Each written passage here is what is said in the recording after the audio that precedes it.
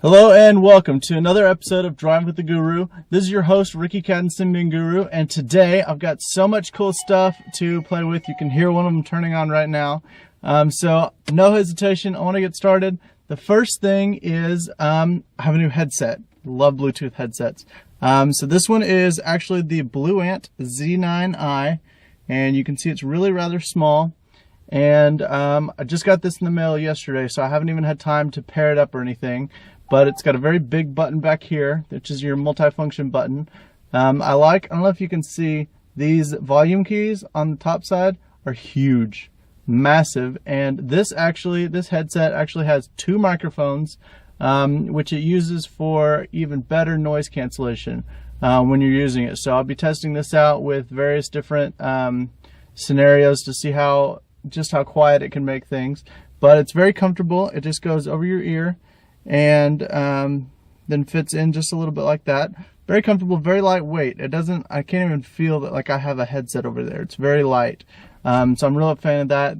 One thing I don't like though is it uses a proprietary charging port, which is actually about the same size as like a micro USB. So I do kind of wish that they'd gone with a more standard charging port, but other than that, it's still a nice small little headset. A fun feature is that it has a clip right here that pulls out. So if you're wearing like a business shirt, or in my case a pocket shirt, you can clip it to the outside of that and it stays on just like that. Kind of handy, kind of useless either way, depends on how you look at it.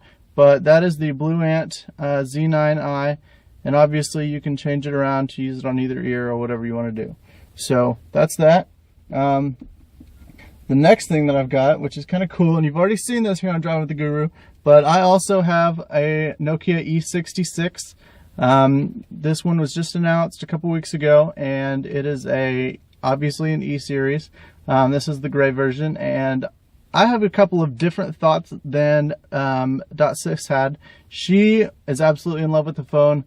I have to say I'm not thoroughly impressed with it. A couple of things that I want to point out just real quick, and there will be more coverage on Symbian Guru later. But one thing that I find disturbingly annoying is it has a dedicated camera button, right? Awesome. Has a 3.2 megapixel autofocus camera.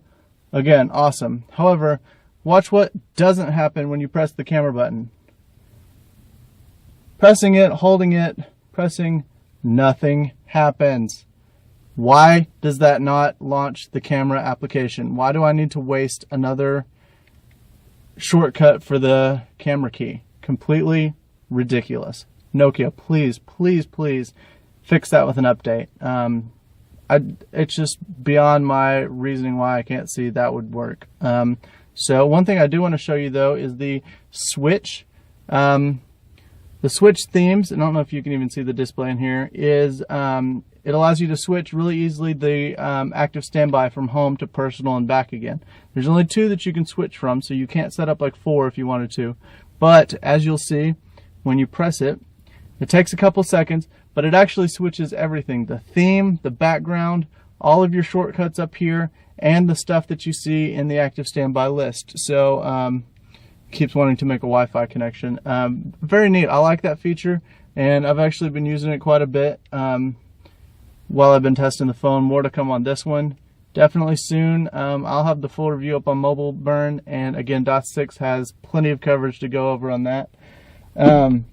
And then I did want to show off another thing on my N95 III, which I still love. Despite everything that's been announced thus far, I still cling to this the most. And this is the new email client that was recently announced, and you can kind of see it's very simple. You've seen the screenshots on there. A lot of people have been having troubles with it. To be honest with you, I haven't had very many issues with this at all. I set it up yesterday, and I have it on both the N95 and the E66, and it seems to work fine. So I don't know if maybe just the servers are backed up a little bit, but like I said, it seems to work just fine. And obviously we've already got some coverage of this on Symbian Guru that you can check out. So another question that a lot of people have asked is the E66 next to the N95, and Rita's going to have better coverage of this shortly, but I did just kind of want to show it off.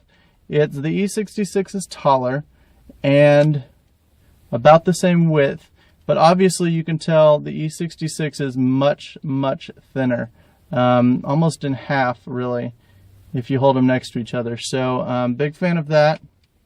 And the keys on this, I actually wanted to show this also. These keys here, when the phone is turned off, are completely blank. There's nothing on them whatsoever, so the label is backlit from the back.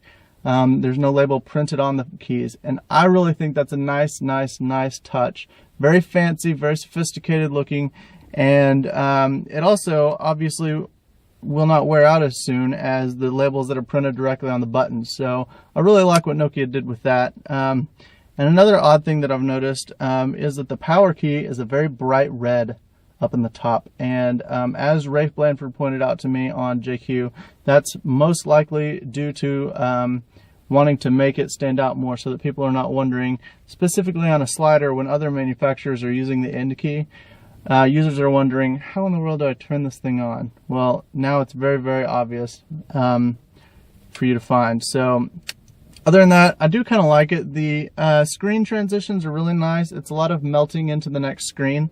So Nokia's done definitely a good job of kind of prettying up the Feature Pack 1 interface quite a bit. So that's all I've got so far. Like I said, expect more coverage on all that stuff very soon on Symbian Guru, and looking forward to seeing you next week.